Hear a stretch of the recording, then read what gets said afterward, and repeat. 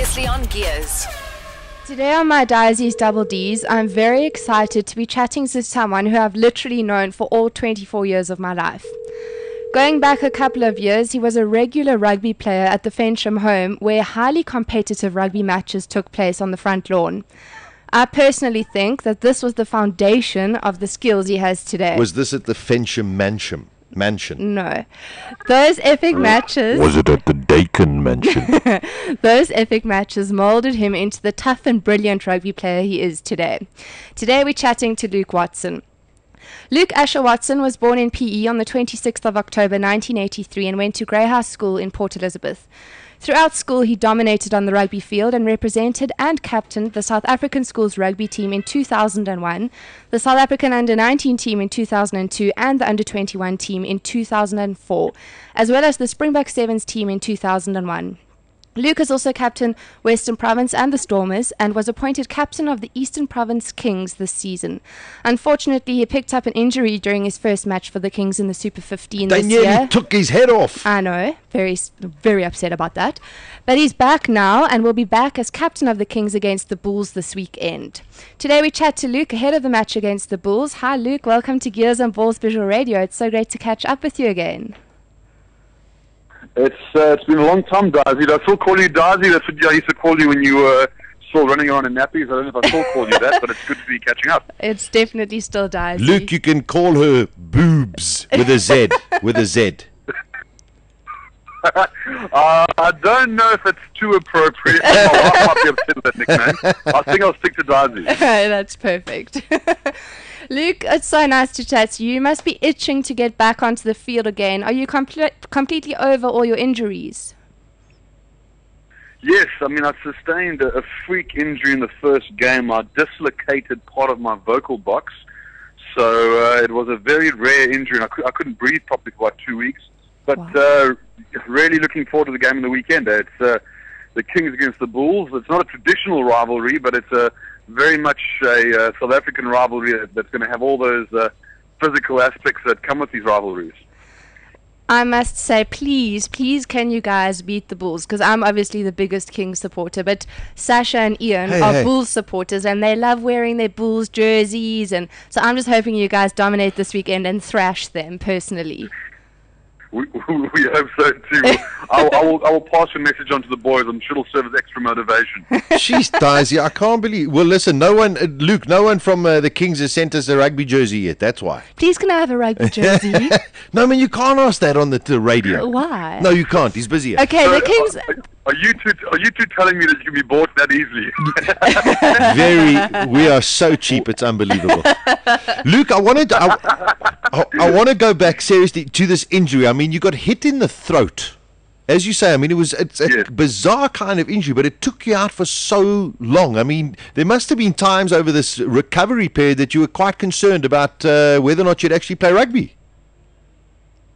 Yeah, I mean, it was concerning. I got phoned to Joburg, to a specialist in Joburg, and they stuck needles in my throat and passed electric currents through my throat. We didn't know if it was going to heal. The nature of the injury was a piece of cartilage that dislocated my throat and had almost like fallen into my airway.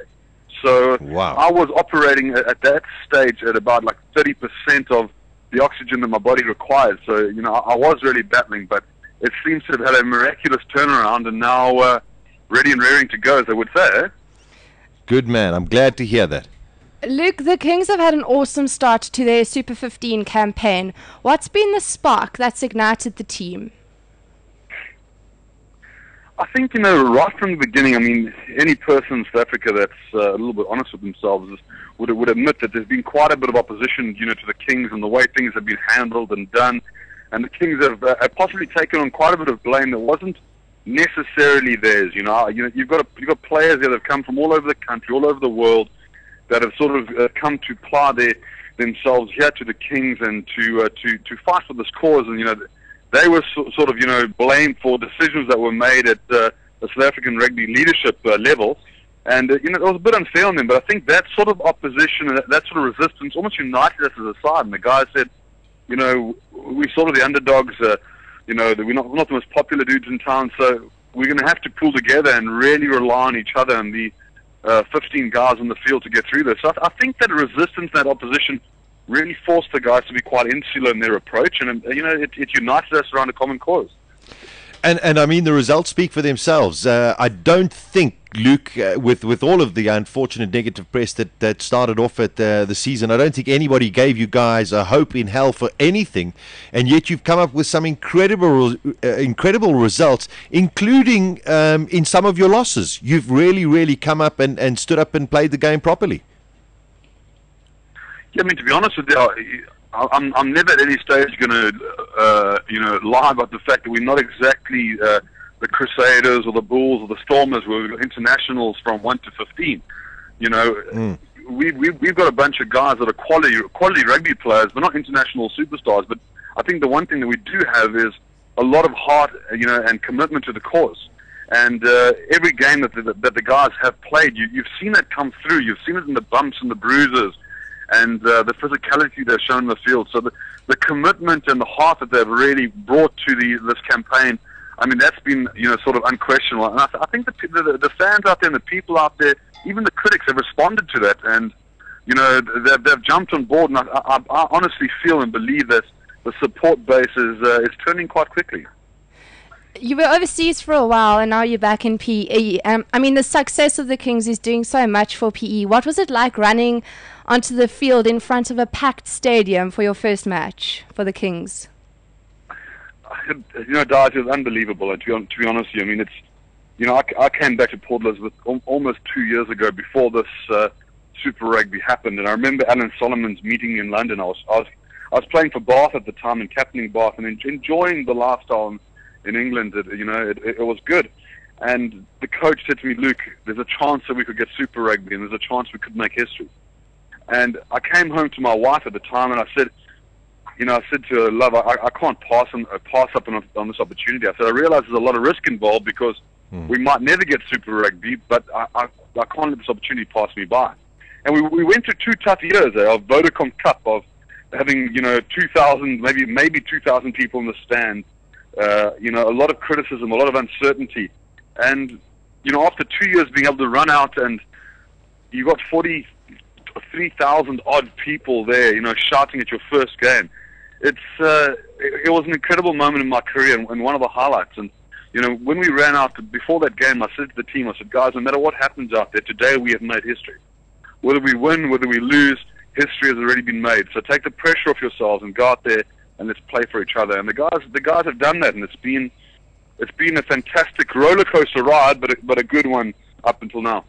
Yeah, I got to say, Luke, I think there are a lot of other franchises that are rather overwhelmed and pretty jealous about the kind of support that you've got. So, I mean, it seems to be working, that the Kings machine seems to be working incredibly well. And, I mean, you've got to take your hat off to the players, of course, and the coaching staff. And I suppose you've got to fight for your position back the way everyone's playing. Yeah, I mean, everyone's been playing unbelievably. I played on the weekend for the Vodacom Cup side to get some game time. Yeah. And the coach called me on a Monday, and I said to the coach, I said, "Listen, I'm fit, I'm ready to go. Whatever you would like to do, you make that decision." And I by no means thought that I'm going to walk right back in the side. But fortunately, the coach had a good chat with me. He said, "Luke, you're our most experienced player. I think 85 or 86 Super Rugby games. You played international level. You are the captain, so we want you right back in the system." And I said, Sure. "If that's your decision, then fantastic, and I would love to, but no pressure from my side." So the team has been playing incredibly well, and especially in the loose forwards, they've been setting the tone for physicality. So there are some big shoes for me to fall there on the weekend, but I'm really looking forward to getting back out there, especially at home. I'm so excited you're back. I just, when I watched you in that first game, you gave your all on the field. You can just see it sitting on the other side of the TV. I must have screamed and gone ballistic at the guys. But Luke, moving on, okay, away from the rugby, you've beaten a lot of your schoolmates to fatherhood, and you're the dad of 2 little girls. This must be incredibly special.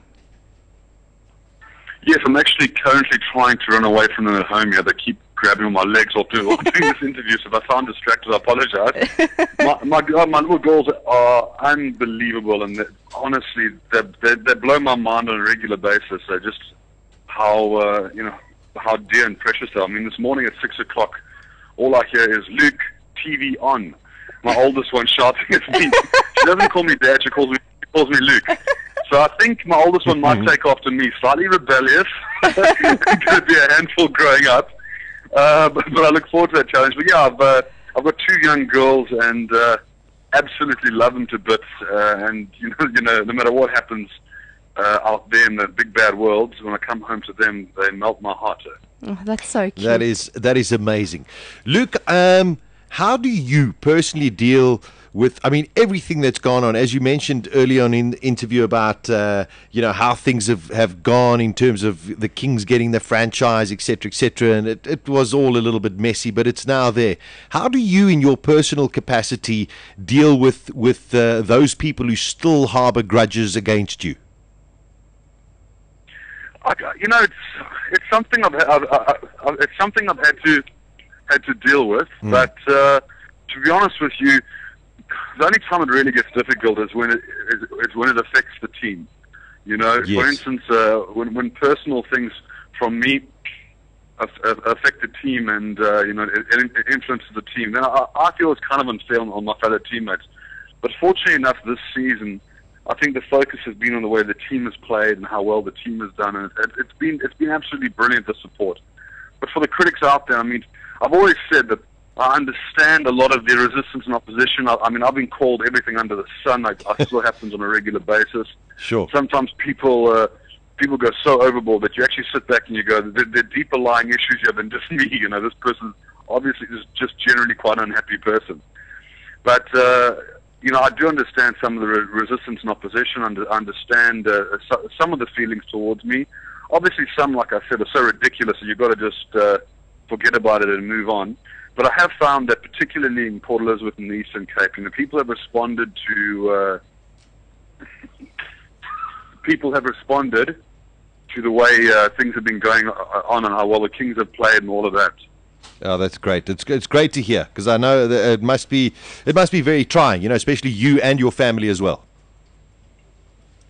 Yeah, I mean, it has at times been trying. I think in the beginning for my poor wife it was trying, but things have, as I said, grossly improved, and you get perspective in life, eh? Yeah, exactly. Well, I'm very excited. I've made it a bit of a family affair. Luke today, and I'm chatting to his lovely wife Elaine tomorrow about her charity.